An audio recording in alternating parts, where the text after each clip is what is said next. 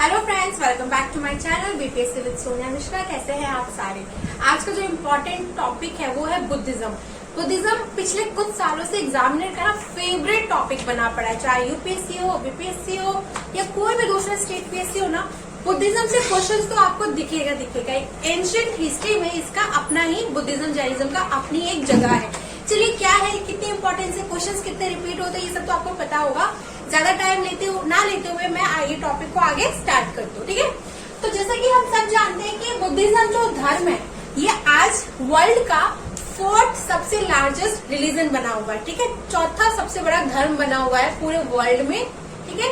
और इसकी शुरुआत किसने की थी? बुद्धिज्म के फाउंडर कौन थे? गौतम बुद्ध। ये तो हम सब जानते हैं, ठीक है।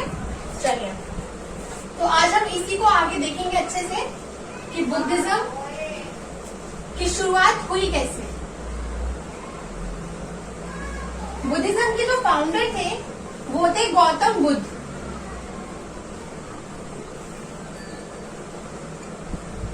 गौतम बुद्ध। बुद्ध जो वर्ड है इसका मतलब, बुद्ध शब्द का अपने आप में मतलब ही होता है the awakened one, the एनलाइटेड one, ठीक है। तो इसका मतलब ही होता है द अवेकन्ड वन, यानी कि जिसको सारी नॉलेज प्राप्त हो चुकी है, ठीक है। चलिए तो अब आगे बढ़ने से पहले हम जो गौतम बुद्ध हैं इनकी थोड़ी सी अर्ली लाइफ को देख लेते हैं, ठीक है। तो गौतम बुद्ध जो हैं इनके जो पिताजी हैं उनका नाम था सुद्धोधना, और ये जो है कपिलवस्तु के रिपब्लिकन किंग थे, यानी कि गौतम बुद्ध का जो जन्म था वो 563 BC था। तो इस समय में रिपब्लिकन किंग होना मतलब कि ये कोई मतलब परिवार से चलता हुआ नहीं आ रहा था, इनको खुद वहाँ की जनता ने राजा चुना था। तो आप समझ रहे हैं कि उस वक्त कितना अच्छा तरीका होता था राज्य को चलाने का, ठीक है। तो कपिलवस्तु के रिपब्लिकन किंग थे। इनके पिताजी का नाम था सुद्धोधन, इनकी माताजी का नाम था महामाया, जो कि इनके जन्म के 7 दिन के बाद में उनका देहांत हो गया था। उसके बाद इनकी परवरिश इनकी मौसी और सौतेली माँ महाप्रजापति गौतमी ने किया था, जिस वजह से भी इन्हें गौतम जो लगाया जाता है उनके नाम पे लगाया जाता है, ठीक है। इनका जो जन्म हुआ था वो 563 BC में हुआ था। किस जगह पे हुआ था? प्लेस था लुम्बिनी, जो कि नेपाल में है, ठीक है। अंडरस्टूड? लुम्बिनी में इनका जन्म हुआ था। वैशाख पूर्णिमा का वो दिन था जिस दिन हमारे गौतम बुद्ध का जन्म हुआ था, ठीक है। 16 साल की उम्र में ही इनके पिता ने इनकी शादी करा दी थी। इनकी वाइफ का नाम था यशोधरा, जिनसे इन्हें एक पुत्र था, पुत्र का नाम था राहुल, ठीक है। लाइफ इनकी बहुत ही जैसे सबकी चलती है वैसे चल रही थी। उसके बाद 4 ऐसे दृश्य इन्होंने देखे जिनके जो इनकी लाइफ का टर्निंग पॉइंट था, जिसे देखने के बाद ये सोचने पे मजबूर हो गए। उन्होंने सोचा कि जो जिंदगी है ये क्या है, ठीक है। तो सबसे पहले तो आप ये जान लीजिए कि वो 4 ऐसे दृश्य कौन से थे जिसे देखने के बाद गौतम बुद्ध ने फैसला किया कि वो अब अपना घर वगैरह सब छोड़ देंगे। तो वो था, सबसे पहले उन्होंने देखा एन ओल्ड मैन, एक बूढ़ा आदमी, अ डिजीज पर्सन, एक बीमार आदमी, अ डेड बॉडी, एक मृत शरीर, और दूसरा ascetic, एक तपस्वी उन्होंने देखा। ये 4 दृश्य देखने के बाद इन्होंने अपना जो जीवन है उसको, अपना ये संसारिक मोह माया को छोड़ने का फैसला किया, और 29 साल की उम्र में इन्होंने अपना घर छोड़ दिया। और इस जो चीज थी इसको कहा जाता है महाभिषकरण, ठीक है। महाभिषकरण के नाम से इसको जाना जाता है। उसके बाद 6 साल तक ये भटकते रहे, ठीक है। 6 साल तक ये यहाँ वहाँ भटके, और उसके बाद ये पहुंच गए बोध गया में, ठीक है। गया जो है वो बिहार में है, आप सब जानते हो। वहाँ पे इन्होंने 49 डेज का कंटिन्यूअस इन्होंने मेडिटेशन किया, और उसके बाद 35 साल की उम्र में जाके इनको एनलाइटमेंट मिला। कहाँ पे मिला? गया में फाल्गु नदी के किनारे एक पीपल का पेड़ है जिसके नीचे ये इन्होंने मेडिटेशन किया और वहीं पे इनको एनलाइटनमेंट मिला। ठीक है, अंडरस्टूड। और इस प्रक्रिया को बुद्धिज्म में निर्वाणा के नाम से जाना जाता है। ठीक है, इनको जब मोक्ष की प्राप्ति हुई, उसके बाद इन्होंने मोक्ष की प्राप्ति होने के बाद इन्होंने कई सारे सरमन दिए। इनका जो पहला सरमन था वो सारनाथ में था, वेरी इंपॉर्टेंट। ठीक है, फर्स्ट सरमन जो इन्होंने दिया था वो इन्होंने सारनाथ में दिया था और उस वक्त इनके 5 डिसिपल्स थे, यानी कि इनके पास से 5 शिष्य थे। और इस चीज को एक टर्म दिया गया है, वो है धर्म चक्र प्रवर्तन। ठीक है, ये जो इन्होंने पहला सरमन दिया था सारनाथ में, सारनाथ जगह है, इसको कहा जाता है धर्मचक्र परिवर्तन। इंग्लिश में कहते हैं the turning of wheel of law. ठीक है, ये टर्म बहुत इंपॉर्टेंट है। कई बार आपसे ना मतलब सीधे ये टर्म दे दिया जाता है, आपसे फर्स्ट सरमन कहाँ हुआ था ये सब कुछ नहीं बोला जाता, सीधे टर्म दे दिया जाता है धर्मचक्र परिवर्तन। ठीक है, तो आपको पता होना चाहिए। और यहाँ पे इसके बाद इन्होंने अपनी लाइफ में ना बहुत सारे इन्होंने प्रवचन दिए, जगह जगह दिए। बुद्धिज्म जो धर्म है उसका काफी उन्होंने स्प्रेड किया, सब कुछ किया। और जब ये 80 साल की उम्र में इनका देहांत हो गया, ठीक है, 483 बीसी में इनका देहांत हो गया। कुशीनगर जो यूपी में है, कुशीनगर डिस्ट्रिक्ट में इनका देहांत हो गया था। ठीक है, और ये जो इनका देहांत हुआ था इसको जाना जाता है महानिर्वाणा के नाम से। महानिर्वाणा, निर्वाणा तो इनको हो गया था जब इनको नॉलेज की प्राप्ति हुई थी, उसको निर्वाणा कहते हैं। और जब इनका देहांत हुआ इसे महानिर्वाणा के नाम से जानते हैं। तो चलिए अब हम बात कर लेते हैं डॉक्ट्राइन ऑफ बुद्धिज्म। डॉक्ट्राइन का मतलब होता है सिद्धांत। ठीक है, ये जो हमारा बुद्धिज्म धर्म है इसके क्या सिद्धांत है, आज हम इसकी बात करते हैं। Very important, doctrine of Buddhism पता होना चाहिए आपको। ठीक है, सबसे पहले जो बुद्धिज्म हमारा धर्म है वो कहता है, ये जो 4 है इसको कहते हैं 4 नोबल ट्रूथ। ठीक है, इसके नाम से ही जाना जाता है। सबसे पहला है life is full of sorrow. ठीक है, हमारी क्या हर इंसान जो धरती पे जिसने जन्म लिया है उसकी जिंदगी में सिर्फ दुख है। ठीक है, जिंदगी जो है वो दुख से भरी हुई है, इसको कहते हैं दुख। There are causes of sorrow, और इन दुखों का कुछ कारण होता है। दुख समुदाय, और ये जो दुख का कारण है ये क्या है, ये है इच्छाएं, डिजायर। मनुष्य की इच्छाएं है जो उसको उस दुख में डालती है। हम लोगों से इतना एक्सपेक्ट कर लेते हैं, हमारी इच्छाएं होती हैं और जो पूरी नहीं होती है तो हम क्या होते हैं, परेशान हो जाते हैं, खुद को दुखी करते हैं। ठीक है, third, sorrow can be stopped. ये जो दुख है इसको रोका जा सकता है। दुख निरोधा, बुद्धिज्म में इसको कहा गया है दुख निरोधा। Fourth, path leading to cessation of sorrow. ठीक है, ऐसे 8 रास्ते हैं जिन पे चल के मनुष्य अपने इस दुख को दूर कर सकता है, अपनी इच्छाओं को काबू में कर सकता है। इसको कहते हैं दुख निरोध गमिनी प्रतिपदा। ठीक है, और ये जो पाथ है ये 8 है। ठीक है, 8 फोल्ड पार्ट्स। ठीक है, अष्टांगिका मार्ग, 8 ऐसे रास्ते हैं जिन पे चल के आप अपने इच्छाओं को कंट्रोल कर सकते हो, दुख को खत्म कर सकते हो। जैसे कि right observation, right determination, right action, right speech, right exercise, right livelihood, सही जीने का तरीका, राइट मेमोरी, राइट मेडिटेशन। ये ऐसे 8 रास्ते हैं जिसपे मनुष्य चल के अपनी इच्छाओं पे काबू करके अपने दुख को खत्म कर सकता है। ठीक है, तो चलिए अब हम पढ़ते हैं बुद्धिज्म में जो सबसे ज्यादा इम्पोर्टेंट टॉपिक है वो है बुद्धिस्ट काउंसिल्स। एग्जाम में काउंसिल्स से लेके क्वेश्चंस बहुत आते हैं, तो सबसे पहले हम देख लेते हैं। जैसे कि आप जानते हैं कि गौतम बुद्ध थे, उनके देहांत के बाद 4 काउंसिल्स हुई थी। ठीक है, जिनको बुद्धिस्ट काउंसिल कहा जाता है।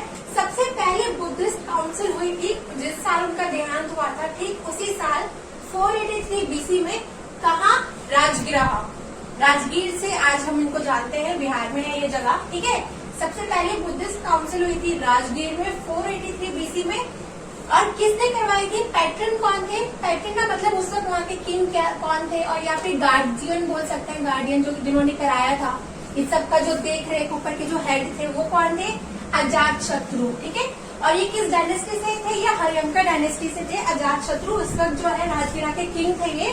तो सबसे पहला बुद्धिस्ट काउंसिल इन्होंने ही कराया था। ये जितने भी पैट्रन है, जितने भी किंग है, इन्होंने बुद्धिज्म को फॉलो किया था और बहुत ही फेमस बुद्धिज्म किंग रहे हैं ये सारे। ठीक है, और उस वक्त इस काउंसिल के चेयरमैन का नाम क्या है? अब मैं आपको बता देती हूँ। मैंने यहाँ पे चेयरमैन का नाम क्यों लिखा है दोस्तों, वेरी वेरी इंपॉर्टेंट है, क्योंकि कई बार ऐसा होता है कि किंग के नाम तो हम सब जानते हैं पर हम चेयरमैन के नाम नहीं जानते हैं। और एग्जाम में, यूपीएससी में, खास करके बीपीएससी में भी चेयरमैन के नाम पूछे गए हैं। थर्ड फोर्थ की तो बार रिपीट हुए हैं, चेयरमैन का नाम अक्सर पूछा गया है। तो आप प्लीज जरा इसको याद रखें। इसी तरह से टेबल बना ले कहीं पे, ताकि ये दिखने में इतना छोटा लगता है और जल्दी याद हो जाता है। और इम्पोर्टेंट पॉइंट्स तो यही है, बाकी तो ठीक है। चलो, तो फर्स्ट बुद्धिस्ट काउंसिल के जो चेयरमैन थे उनका नाम था महाकश्यपा। ठीक है, 483 बीसी राजगिरा में महाकश्यपा चेयरमैन थे। कराया था अजातशत्रु ने, हर्यंका डायनेस्टी के थे। और हाँ, अब इस काउंसिल में हुआ क्या था? तो इस काउंसिल में 2 पिटका बनाई गई थी। एक था सुत्ता पिटका, एक था विनय पिटका। ठीक है, सुत्ता पिटका और इसका कंपाइलेशन हुआ था। बुद्धिज्म के बाद लोगों ने सोचा, जो उनके फॉलोअर्स थे वो उनकी टीचिंग को, उनकी नॉलेज को एक जगह कंपाइल करके रखना चाहते थे। ठीक है, तो उन्होंने ये पिटाकास बनाए। सुत्ता पिटाका में कुछ नहीं है, इसमें लिखा गया है कि जो बुद्धिस्ट मॉन्क होते हैं, जो बुद्धिस्ट मोनेस्ट्रीज में रहते हैं, उनके कोड्स दिए गए हैं कि वो कैसे रहेंगे, कैसे पूजा करेंगे, रूल एंड रेगुलेशंस हैं उनके लिए। ठीक है, वो होता है विनय पिटाका और वो होता है विनय पिटाका। और सुत्ता पिटाका में क्या है, उनके टीचिंग्स को लिखे गए हैं। बुद्धिज्म के जो टीचिंग्स थी, नॉलेज थे, उसको कंपाइल किया गया है सुत्ता पिटाका में। नेक्स्ट, सेकेंड बुद्धिस्ट काउंसिल, ये हुई थी फर्स्ट बुद्धिस्ट काउंसिल के ठीक 100 साल बाद 383 बीसी में वैशाली में। ठीक है, और इसको किसने कराया था? इसको कराया था काल अशोका ने। और इस काउंसिल के चेयरमैन कौन थे? सब्बाकम्नी। ठीक है, सब्बाकम्नी। और ये किस डायनेस्टी के थे? ये थे सिसोंग डायनेस्टी की। ठीक है, और इस दौरान क्या हुआ था? सेकेंड बुद्धिस्ट काउंसिल में कुछ खास मेजर नहीं हुआ था, बस बुद्धिज्म की जो टीचिंग्स थी, जो कंपाइलेशंस थे, उसमें कुछ चेंजेस किए गए थे according to the situation. Third Buddhist council हुई थी 250 बीसी में, हुई थी पाटलिपुत्र में। और ये वेरी वेरी इंपॉर्टेंट है। थर्ड और फोर्थ बुद्धिस्ट काउंसिल जो है वो बहुत ज्यादा इंपॉर्टेंट है। तो थर्ड बुद्धिस्ट काउंसिल को कराया था अशोका ने, द ग्रेट अशोका ने। आप सब जानते हैं, इनकी अपनी एक कहानी है, ये बुद्धिज्म में कैसे आए, कैसे उन्होंने इस धर्म को फॉलो किया। वो जो कलिंगा वॉर था, जब मैं मौर्य पढ़ाऊंगी, ये मेरी वीडियो जो आपको चैनल पे ऑलरेडी मिल जाएगी, हिस्ट्री सेक्शन में जाके आप वहाँ पे देख सकते हो। वहाँ पे मैंने बता रखा है कि कलिंगा वॉर में क्या हुआ था और अशोक जो थे, द ग्रेट अशोका, कैसे उनका माइंड एकदम से चेंज हुआ, कैसे उन्होंने इस धर्म को फॉलो किया। ठीक है, आप वहाँ पे, अगर आपने वीडियो नहीं देखी तो प्लीज जाके देखिए, वो सब इम्पोर्टेंट है। The great Ashoka Maurya dynasty के थे, ये तो सब जानते हैं, बच्चा बच्चा जानता है। इस वक्त इसके चेयरमैन मोगालीपुट्टा तिस्सा। ये तो आप जाके ना, मतलब पास्ट ईयर के क्वेश्चन उठा के देख लीजिए, अगेन एंड अगेन ये चीज पूछेंगे, अगेन एंड अगेन। मतलब आप बीपीएससी दे रहे हो तो इस चीज को भी रट लीजिए। थर्ड बुद्धिस्ट काउंसिल जो अशोका ने कराया सबको पता है, पर उसके जो चेयरमैन थे उस वक्त कौन थे? मोगालीपुट्टा तिस्सा। इम्पोर्टेंट। और इम्पोर्टेंट ये है कि इस दौरान इसमें क्या हुआ था? तो कुछ नहीं, जैसे हमारी 2 बुक्स है ऑलरेडी बुद्धिज्म के, सुत्ता पिटाका, विनय पिटाका, वैसे एक और पिटाका को कंपाइल किया गया था, बनाया गया था, उसका नाम था अभिधम्मा पिटाका। इसमें वही बुद्धिज्म की टीचिंग्स वगैरह को लिखा गया था, कंपाइल किया गया था। फोर्थ बुद्धिस्ट काउंसिल हुई थी 98 एडी में। कहाँ हुई थी? कश्मीर में। ठीक है, इसके नीचे मैंने मेंशन किया है कुंडलना बना, क्योंकि एग्जाम में कई बार सीधे कश्मीर ना देके सिर्फ कुंडला बना ही लिखा होता है। ये वो जगह है जहाँ पे हुई थी, कश्मीर में। तो आपको पता होना चाहिए कि कश्मीर या कुंडला बना, ऑप्शन में जो भी दिखे। और ये कराने वाले कौन थे? कनिष्का थे। कौन थे? ये भी बहुत ही फेमस बुद्धिज्म किंग है। ठीक है, कनिष्का। और इसके चेयरमैन कौन थे? फोर्थ बुद्धिस्ट काउंसिल के वासुमित्रा। ये भी आपको पता होना चाहिए। ठीक है, और सबसे इम्पोर्टेंट जो फोर्थ बुद्धिस्ट काउंसिल की जो है वो ये है कि इस काउंसिल में जो बुद्धिस्ट के जो फॉलोअर्स थे, है ना, गौतम बुद्ध के जो फॉलोअर्स थे वो दो हिस्से में बट चुके थे। एक था महायान और दूसरा था हीनयान। ठीक है, वेरी वेरी इंपॉर्टेंट। इस काउंसिल में जो फॉलोअर्स हैं, जो बुद्धिज्म के जो फॉलोअर्स थे वो दो हिस्से में बट गए थे। अभी मैं आपको काफी अच्छे से एक्सप्लेन करके इन दोनों में डिफरेंस बताऊंगी कि महायान किसको कहा जाता है और हीनयान किसको कहा जाता है। ठीक है, और ये कनिष्का किस डायनेस्टी के थे? कुसंग डायनेस्टी के। ठीक है, कुसंग डायनेस्टी। तो ये फ्रेंड्स बहुत इंपॉर्टेंट है बुद्धिज्म में। बुद्धिस्ट काउंसिल, 4 बुद्धिस्ट काउंसिल हुई है, किस साल में हुई है, किस जगह हुई है, कौन चेयरमैन थे, कौन पैटर्न थे और रिजल्ट क्या रहा था। काउंसिल्स को लेके बस इन्हीं चीज से क्वेश्चन आते, इससे बाहर को क्वेश्चन आते ही नहीं है। तो प्लीज आप इसको जरूर अच्छे से याद कर लीजिएगा। चलिए तो बात कर लेते हैं महायान और हीनयान की। ठीक है, तो ये जो 2 कैटेगरीज बन गई की, इनकी अलग अलग सोच थी। देखते हैं वो क्या है। Mahayana believe in हेवनलीनेस of Buddha, Hinayana believe in the original teaching of Buddha. तो जो हीनयान की जो कैटेगरी थी वो जो बुद्ध की जो ओरिजिनल जो टीचिंग्स, जो उनकी प्रवचन थे, उनके बेस पे जो भी उनकी सीख थी, उन्होंने उनकी सीख को फॉलो किया। वहीं दूसरी तरफ इन्होंने बुद्ध को एज अ गॉड माना। ठीक है, इन्होंने महायान का क्या मानना था? Individual salvation through the grace of Buddha. ये मानते थे कि जो इंसान है, एक मनुष्य को मोक्ष की प्राप्ति होगी बुद्ध की पूजा करके, बुद्ध को आशीर्वाद लेके, जो भी उनको भगवान की तरह वो मानने लगे थे। वहीं पे हीनयान का मानना था salvation through self discipline and meditation, कि एक मनुष्य को मोक्ष की प्राप्ति कैसे होगी? Through self discipline and meditation, मतलब जो बिल्कुल ओरिजिनल जो बुद्ध किया करते थे। तीसरा इनके बीच में डिफरेंस देखते हैं। जैसा कि मैंने कहा था कि महायान जो है वो मूर्ति की पूजा में विश्वास रखते थे, वही हीनयान मूर्ति की पूजा बिल्कुल नहीं करते थे, बस उनकी टीचिंग्स को फॉलो करते थे। नेक्स्ट, महायान में उन्होंने फॉलो की संस्कृत लैंग्वेज और हीनयान ने फॉलो की पाली लैंग्वेज। एक्चुअली जितने भी ये जो त्रिपिटकास हैं, जितने भी मैंने आपको बताए थे, ये सारे के सारे ना पाली लैंग्वेज में लिखे गए। एक्चुअली उस दौरान जो लैंग्वेज संस्कृत लैंग्वेज चलती थी सबसे ज्यादा, लेकिन जो आम जो लोग थे वो पाली लैंग्वेज का इस्तेमाल करते थे। आम लोगों तक जो है पाली लैंग्वेज की ही समझ थी। इसलिए गौतम बुद्धा ने अपने जितने भी त्रिपिटकास वगैरह जितने भी हैं उनके, वो सब पाली लैंग्वेज में बने हुए हैं, संस्कृत लैंग्वेज में बिल्कुल नहीं। अगेन इम्पोर्टेंट क्वेश्चन है कि त्रिपिटकास जो है वो किस लैंग्वेज में है? तो originally they have written in Pali language. Okay, so Pali language को फॉलो करते थे हीनयान और संस्कृत लैंग्वेज को फॉलो करते थे महायान। महायान को नॉर्दर्न बुद्धिस्ट रिलीजन, मतलब कि क्या है कि जो महायान फॉलो कर जो लोग थे इस कैटेगरी के, वो ना नॉर्थ ऑफ इंडिया के थे, यानी कि भारत के उत्तरी तरफ के लोग थे, जैसे कि चाइना, कोरिया, जापान, इस तरह के जो यहाँ के जो लोग हैं जो बुद्धिज्म फॉलो करते हैं वो आपको मिलेंगे महायान की कैटेगरी के। ठीक है, और वहीं पर जो हीनयान है ये साउथ ऑफ इंडिया, यानी कि भारत के जो दक्षिणी तरफ के जो लोग हैं, श्रीलंका, थाईलैंड, यहाँ पे आपको मिलेंगे। इसलिए इसको साउदर्न बुद्धिस्ट रीजन में कहा जाता है और महायान को नॉर्दर्न बुद्धिस्ट रीजन में कहा जाता है। चलिए अब हम बात कर लेते हैं 3 ज्वेल्स ऑफ बुद्धिज्म की। ठीक है, त्रिरत्न, बुद्धिज्म के त्रिरत्न क्या है? त्रिरत्न of Buddhism, 3 jewels of Buddhism. तो ये 3 है। सबसे पहला है बुद्ध, दूसरा है धर्म और तीसरा है संघ। ठीक है, तो मैंने पहले बताया था स्टार्टिंग ऑफ द वीडियो कि बुद्ध जो शब्द का मतलब होता है वो जिसको नॉलेज की प्राप्ति हो गई, जिसको ज्ञान की प्राप्ति हो गई है। ठीक है, यानी कि the enlightened one, the enlightened one. ठीक है, दूसरा है धर्मा यानी डॉक्ट्राइन, जैसे कि मैंने बताया था सिद्धांत।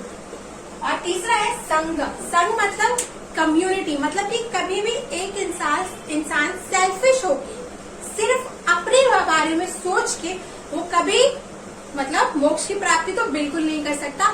हमें हमेशा एक कम्युनिटी में, एक ग्रुप ऑफ पीपल में सबके बारे में सोचना चाहिए, सबको लेके चलना चाहिए, ठीक है। तो तीसरा जो रत्न है बुद्धिज्म का वो है संघा, यानी कि कम्युनिटी, कम्यून, एक साथ। तो बुद्ध धर्म और संघा को कहा जाता है त्रिरत्न, यानी कि 3 ज्वेल्स ऑफ बुद्धिज्म। अंडरस्टूड। चलिए आगे बढ़ते हैं। बुद्धिज्म में आगे बढ़ के देखते हैं 2 again very important topic, Buddhist architecture और बुद्धिस्ट लिटरेचर। अक्सर इससे भी क्वेश्चन जो है एग्जाम में दिखते हैं। तो बुद्धिस्ट का जो आर्किटेक्चर है इसमें आपको बेसिकली मिलेंगी 3 चीजें, ठीक है। सबसे पहले स्तूपा। स्तूपा में क्या है, ये एक इस तरीके से बना हुआ है, थोड़ा बहुत चेंजेस तो होते रहे हैं, जैसे चाइना में अलग तरीके का है, समथिंग लाइक दैट, और जापान में ऐसे करके है ना। ये कुछ नहीं है, बस इसमें ना बुद्ध की मूर्ति को रखा गया, और वैसे जो बहुत ही ज्यादा मतलब उच्च लेवल के जो उनके शिष्य थे उनकी मूर्ति आपको वहाँ पे मिल जाएगी स्तूपा में। आर्किटेक्चर बहुत ही अमेजिंग है। दूसरा है चैत्य। इन सबके फोटोज या वीडियोस आपको नेट पे मिल जाएंगे, एक बार आप जाके जरूर देखिएगा कि उस वक्त के जो आर्किटेक्चर है वो कैसे है। चैत्य में जो बुद्धिस्ट मॉन्क्स हैं वो पूजा करते हैं। एक वर्शिप हॉल है ये,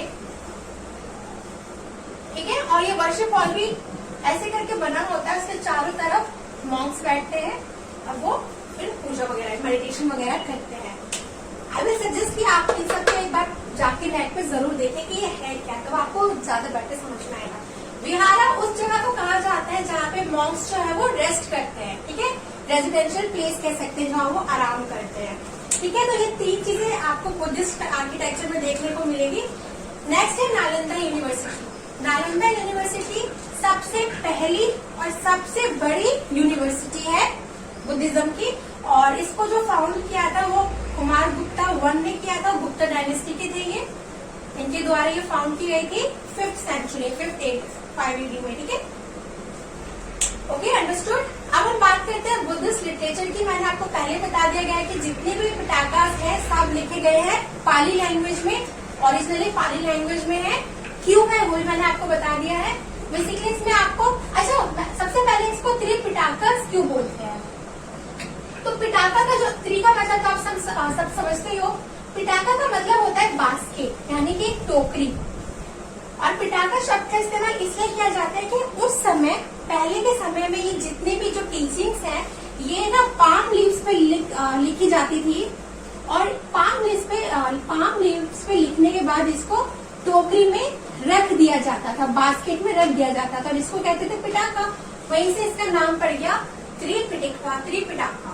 विनय पिटाका इसमें सबसे पहले आता है। विनय पिटाका मैंने आपको बताया है कि विनय पिटाका का मतलब है, इसमें क्या लिखा गया है, कोड फॉर मॉन्क्स, ठीक है। यानी जो वहाँ के जो मॉन्क्स हैं, बुद्धिस्ट के जो मॉन्क्स हैं, बुद्धिस्ट मॉन्क्स जो है वो कैसे पूजा करेंगे, वो कैसे रहेंगे, कैसे खाएंगे, कैसे पिएंगे, उनके सारे रूल रेगुलेशन कहाँ लिखे गए हैं, विनय पिटाका में।